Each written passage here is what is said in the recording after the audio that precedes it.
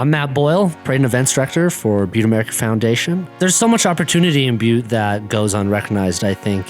When I first started doing concerts and people were showing up there like, oh, you should go to LA and you should do these shows, or you should go to New York, or you should go to Seattle. There's more people and the scenes are bigger. And I just kept saying, well, I want to do it in Butte because it's not happening here and we need it, you know? And if there's so many people traveling outside of town to go see these shows along with me, that just tells me that, you know, people want this here, and that's why I keep doing it. I know that I want it here, and I know there's several people who want it here too, and that's why I stay here. Tonight really my role is just kind of overseeing and assisting, making sure that nothing goes off hinge.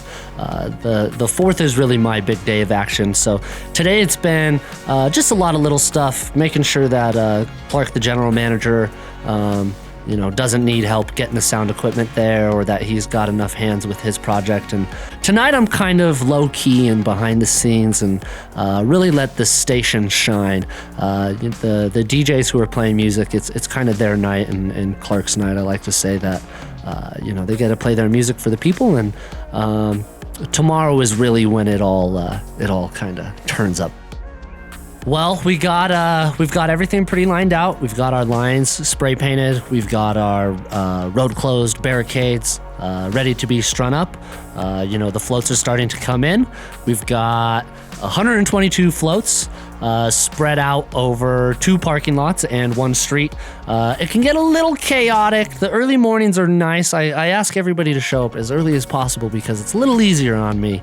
It's a lot of fun, and it's really controlling the chaos is what I like to call it, and everything from semis and horses to pet bands to cheerleaders and the whole 9 yards. Floats coming from Washington. We've got several floats from Washington, and it's really starting to come together. We've got just about everybody here in line, and we're about ready to send this bad boy off. Even when we put up the road closed signs, a lot of cars, they get agitated and they get irritated, and they think that they have a destination to get to, and that, I can just drive through this. And so you get a couple rogue people who try to go through the parade, but thankfully with the help of the Butte Silver Bowl Police Department and Parks and Recreation and a lot of other great folks and volunteers, we're able to manage the parade and as I like to say, control the chaos. Kind of on the come down now. It's always fun to see all the colorful and loud floats go off, and so I still have a nice smile on my face because it's done. It's very relieving. But now I've got to go to Music on Main because Tim Montana's playing up there, and I have a foam machine that is going to be up at Music on Main for the kids this year, and there's going to be some red and blue bubbles. So before I do that, I'm going to go hang out with some family again because there's a Norwegian horseshoe tournament taking place, and I've also got to eat. I'm really hungry. I've got to get some burgers and hot dogs. And the main project of the Butte America Foundation when we were formed in 2013 was to obtain a LP-FM license to start a low-power radio station here in Butte, a community radio station that would be made up of all volunteers in the community.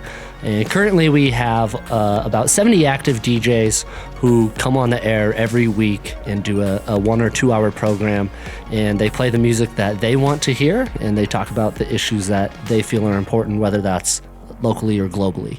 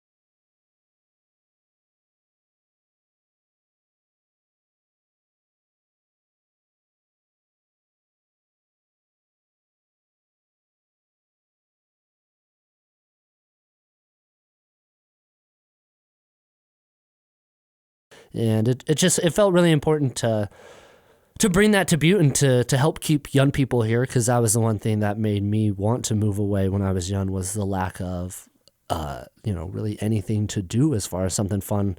There's just not a lot of activities other than going outside to the park. But people are so much on their phones anymore that it's hard to get people to want to go outside. And concerts is something that really helped me come out of my shell. I was always a very shy person, and after going to a few concerts, I found a lot of people who had a similar interest in me, which made it easier for me to talk to them and to come out of my shell. And that's really been a big part of how I've gotten into the event world and what's led us to today. So, pretty much what I've been wanting to do with Making Montana at this point. What I want to do is focus on the people and individuals kind of that chose Montana. They could have done what they did somewhere else. They could have, kind of like we see so many of our friends, especially like in our group, so many people either leave and then come back without the ability to continue trying to build. They lose so much by going somewhere else to try and make it that coming back is really hard. And what I want to show off with this video series is like the people, and not necessarily the younger people, but just the people that still have a passion for community, have a passion for their craft, and that's where I think that this is a craft. There's producers that are good, there's terrible producers, there's producers of all skill levels and experience, and I think that that's something I've learned more and more over the years of being around your stuff and being around kind of our whole world, is that it takes a responsibility almost, because you're building and you're putting it out there for other people, basically. Like, yes, you need to make a business, but the balancing is very hard between making a business and kind of the dreams or goals that like why you're doing it in the first place. So what's your passion? What's the part of you that keeps you in Butte? What keeps you from going elsewhere?